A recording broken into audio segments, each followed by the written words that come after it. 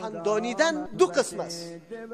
یکی خندانیدن در داخل چوکات سخنی را بگویی که از شریعت، از حدود شریعت نمیبراید. خوب کسی از سخن تو خوش میشه، این جایز است. یکی خندانیدن شبکه های شیطانی است که طور مردم در لغت عربی ضحکه میگه، چیزای دروغ و ناروا و نادرست جمع میکنه صرف به خاطر که مردم بخنده. حالی امروز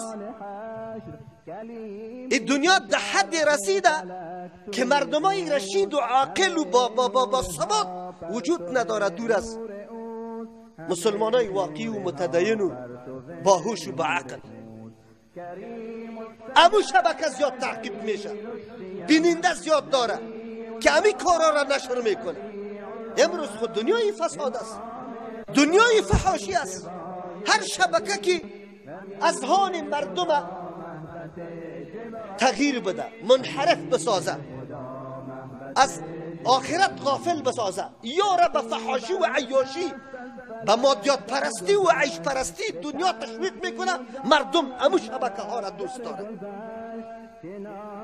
خود روز قیامت هم المرء مع من احبه، شخص همراه کسی حشر میشه که قطعی از او محبت داره. این مردمایی که قطعی طور مردم محبت داره، او را میگیره، او را رشد میده، او را تمجید میکنه، روز قیامت با می فاسقا، با می فجار خلق میشه. شان مومن یک لحظه خود امو طور تیر نمیکنه، یک لحظه عمرش پیشش خیلی اهمیت و قیمت داره. والذین هم عن اللغو معرضون. الله کی صفات کامل مومنا را بیان میکنه، مومنای مفلح، مومنای رستگاره. یک صفتش است که از امور لغو و بیهوده بیفایده اجتناب داره. از این که بیهودگی چی باشه که ها ها ها ها ده هر مرتبه خنده بکن. خو لیکن مردمی را برای خود کسب جور کرده، پیسه میگیره سرش.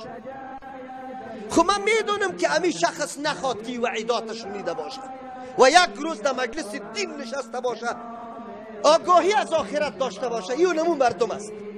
از پدر و مادر تولد شده، در بازار رفته، اختلاط مرد و زن است و نموتور کلان شده، یک روز نه در تقریر جمعه رفته در کدام مسجد و نه کدام آیت و حدیثی پیغمبر شنیده، آیت قرآن یا حدیث پیغمبر شنیده. خلاص یک زندگی نعوذ بالله لا ابالی بمسئولیت. امروز وطن ما به مو سرحد است. امی طور مردم ما داریم. چرا ما تجربه کردیم، ما به حلقات کسای میایه که اولین مرتبه می باشه آیت قرآن میشنه و ترجمه را، به مجردی که میشنه دیگه گریان شروع میکنه. در فکری از این میشه که الله متعال این گناه سابقی مرا که من انجام دادم الله میبخشه یا نمیبخشه. در این وطن اینمی حالت تیر شده، کسی دعوت نمیداد به دین، نداشت مرکز. ملای ما فقط در مسجد 5 وقت نماز آذان بگویه بی وقت و زود نماز بده. هیچ برنامه نه به پیر داره، نه به جوان داره، نه به طفل داره، نه به مرد داره، نه به زن داره. مردم ما را ملامت میکنه، علما را توهین میکنه. ما علما را توهین نمیکنیم، علمایی که حق پرست، علمایی که واقعا مسئولیت خود ادا میکنه، علمایی که در خط مستقیم رسول الله قدم میگذاره، واقعا وارث پیغمبر است. ما او را توهین نمیکنم. ما امو علم نماها را که لباس سفید ریشی دراز گذاشته ولی در کل عمرش یک طفل از پیشش خیر ندیده، یک مسئله حق از دهنش نمیبرای.